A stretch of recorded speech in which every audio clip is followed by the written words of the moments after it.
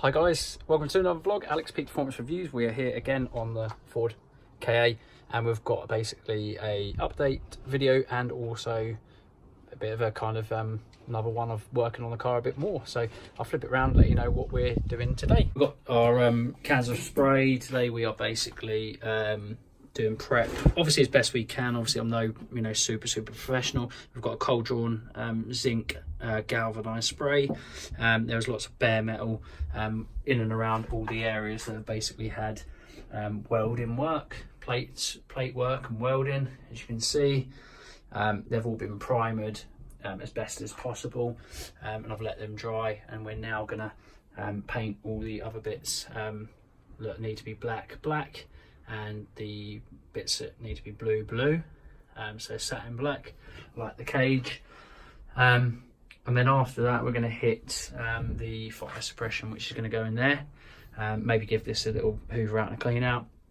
I don't know whether we're going to get it done today, but we're going to do a plate. We've got a nice carbon fibre plate going in there, and that's where the fire suppression and the battery kill switch kind of pull cables or switches are going to be situated. And then obviously on the skull panel around here, we're going to have the two pull cables for basically the people, the marshals and stuff will have to pull from that side. Okay, so we're finished with the satin black to all the bare bits that are needing to be black, and obviously there's just a bit of surrounding over spray of primer, but that's fine because obviously that's where we want blue. So we're going to paint those blue once the black satin dries. So do it all in there as well. So I've done and treated all the little bits of rust here and there. We need to hoover this all out and then start the fire suppression. So actually on these Lifeline 2000 kits, probably want to study the instructions. It's actually a little bit more comprehensive than my Civic one is, actually a lot more comprehensive.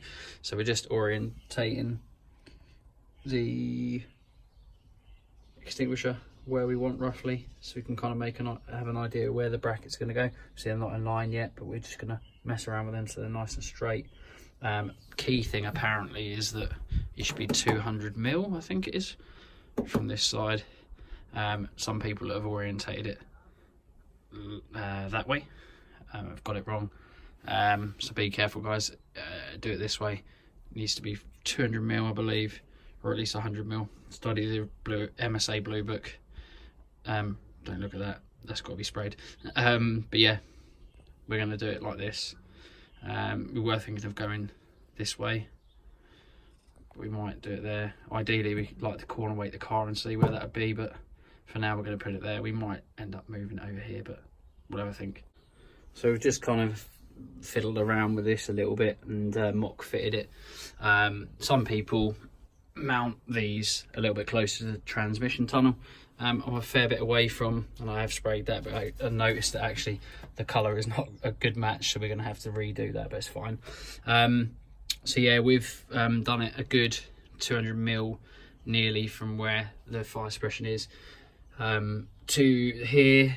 We're trying to, well, me personally, without corner weighting and looking at the car, we're trying to orientate, try and position the fire suppression maybe as close to the left wheel as possible, because obviously there's a lot of weight over that side with us.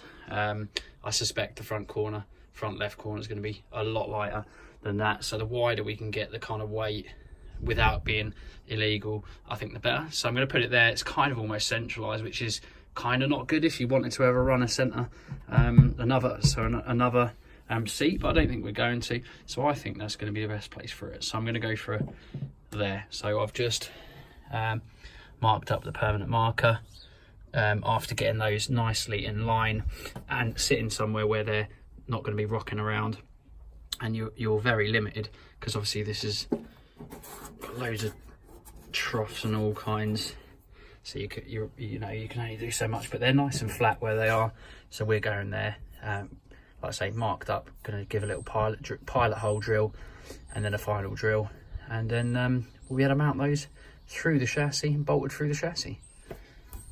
Whether the kit comes with that, I don't know. I don't think they do, so you need some nuts and bolts. We've probably got loads of odds and sods, so we'll go and have a look for those.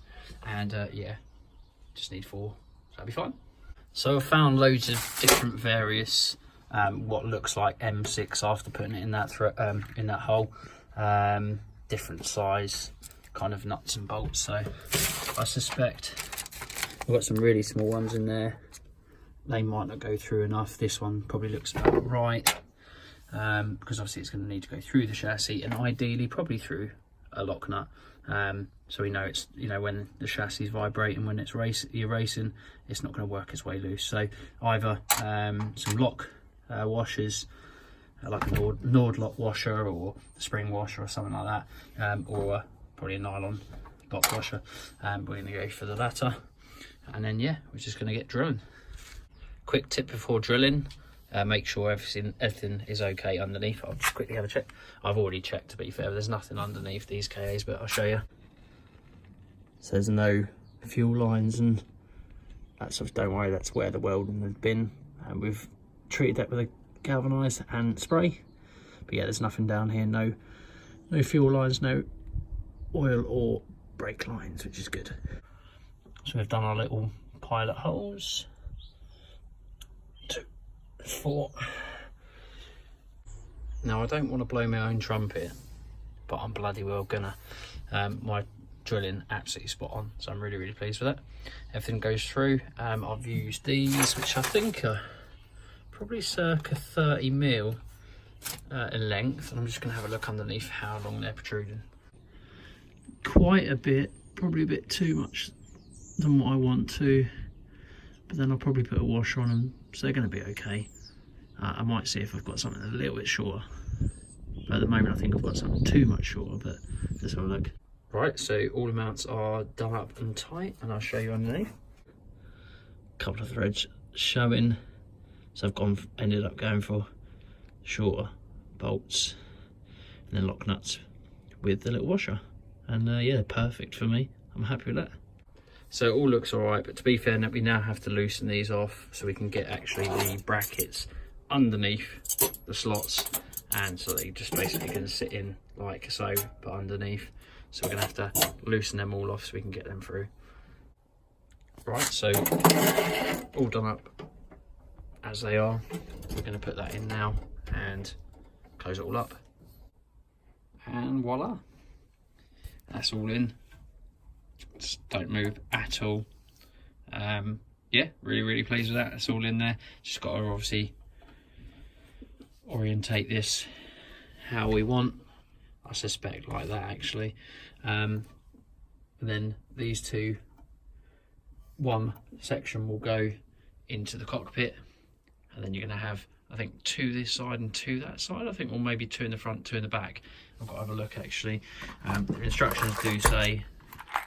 And then we've also got to the other side, is obviously going to plumb out into a T-piece, and then go to the other side. So if we have a look here, yeah, you're going to have 4 in the engine and 4 in the cockpit as well. I'm going to have to stop there because the light's getting a bit shit. But yeah, really good progress. I'll, like I say, fill you in on the next video. Yeah. So yeah, like I say, that's a natural time to end because the light is getting pretty poor. But yeah, thanks for watching as always. Like, share, comment, subscribe. See you again in the next one. Bye for now.